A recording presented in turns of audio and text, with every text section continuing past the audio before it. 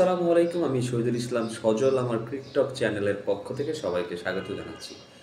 যে যেখান থেকে আমার এই ভিডিওটা দেখতেছেন সবাইকে আন্তরিক শুভেচ্ছা এবং অভিনন্দন।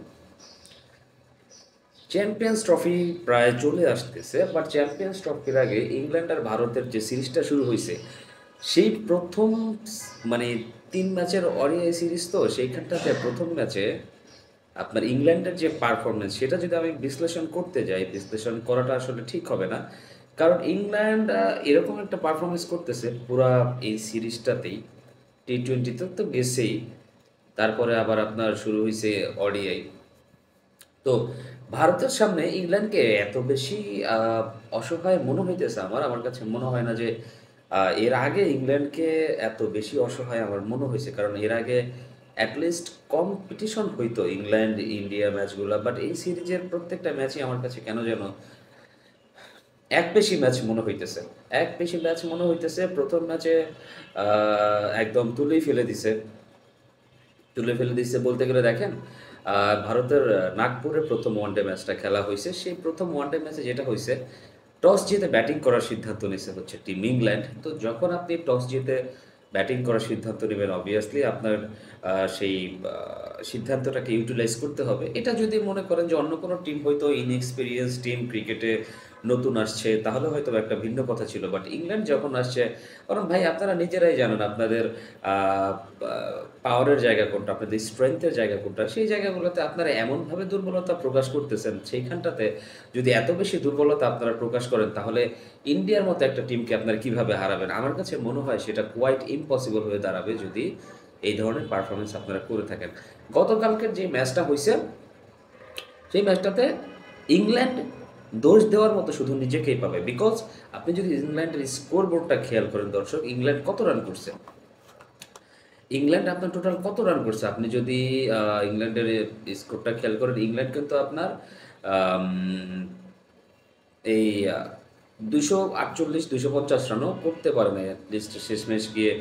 আহ, কি বলো এটাকে, হ্যাঁ 250 এরকমের মতোই একটা স্কোর করছে। যাই হোক, তো কথা হচ্ছে গিয়া, আপনি ভারতের মাটিতে এসে 250 রান করবেন আর ভারতকে অনায়াসে হারায় দিবেন, সেটা চিন্তা করাটাও বাহিরে ভাই। 50 ওভারের খেলায় যদি আপনাকে ভারতের মাটিতে এসে ভারতকে হারাতে হয়, মিনিমাম 350 রান করতে হবে। 350 রানের আগে যদি আপনি কোনো কিছু করেন, আমার কাছে মনে হয় না সেই স্কোরটা খুব বেশি নিরাপদ। দেখেন কালকে যেটা হয়েছে সেটা, ওপেনিংয়ে তারা যেভাবে খেলছে টিম ইংল্যান্ড, তারা আসলে ওয়ানডে খেলতে নামে না। তারা ওই টার্গেটটা নিয়েই নামছিল যে আমরা টি-20 ধাঁচে ব্যাটিং করব, টি-20 স্টাইলে ব্যাটিং করব, অ্যাটলিস্ট 350, 60, 70 রানের একটা স্কোর তাদেরকে ছুড়ে দিব। তো এরকম একটা ব্যাপার হয়েছিল। তো সেই প্রসেসটাতে তারা বেশ ভালোই এগিয়ে গেছিল। যেমন ধরেন আপনার 9 ওভারের মতো খেলা হচ্ছিল, সেখানে 72 রান ছিল, কোনো উইকেট ছিল না ইংল্যান্ডের, বাট 72-এর পরে যেই আপনি ইংল্যান্ডের একটা উইকেট চলে গেল, সেইখানটাতে আপনার ইংল্যান্ড খুব দ্রুততম সময়ের মধ্যেই 72 থেকে উইদিন 77 রানের মধ্যেই তিনটা উইকেট হারিয়ে বসছে। যেমন ধরেন ব্যাটিংয়ে ওপেনিংয়ে নেমে ডাকেট করছে 32, সল্ট করছে 43, তারা কিন্তু তাদের এই স্কোরটাকে বড় করতে পারে নাই।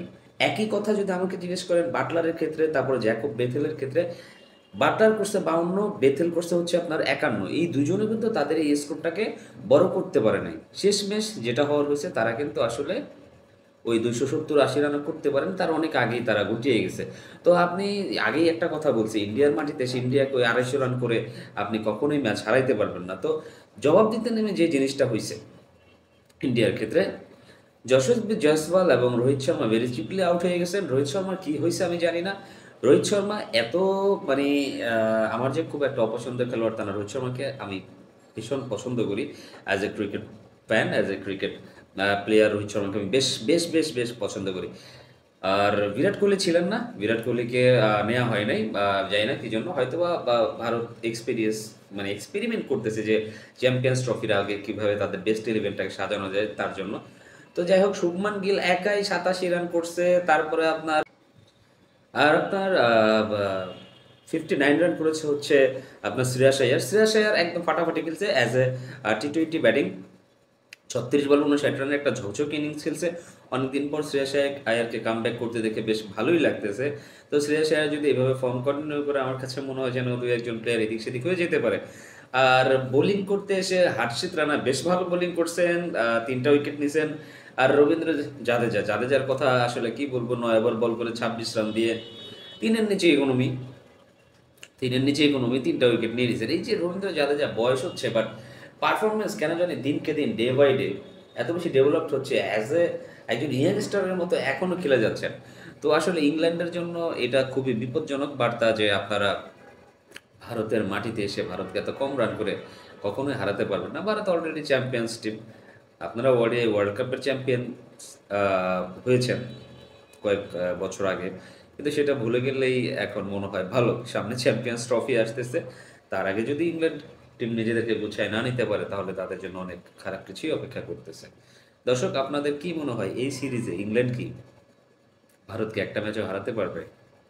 অবশ্যই আমার কমেন্ট সেকশনে কমেন্টস করে জানিয়ে দেবেন। সবাই ভালো থাকবেন, সুস্থ থাকবেন। আসসালামু আলাইকুম।